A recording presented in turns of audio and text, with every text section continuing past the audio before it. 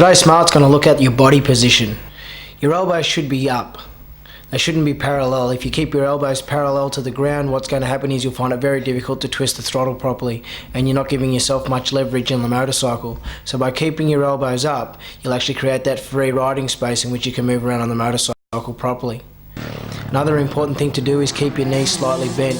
You need to be able to move back and forth on the motorcycle and be able to absorb the impact properly when you're coming up and landing off jumps. Also, whilst going through the stutters, you want your knees slightly bent so the bike can work underneath you.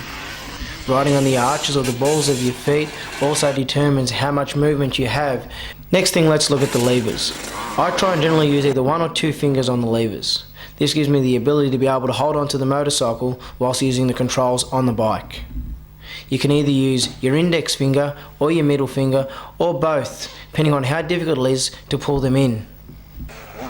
Here out on the track, I demonstrate how the bike works underneath you over jumps, landing and through stutters.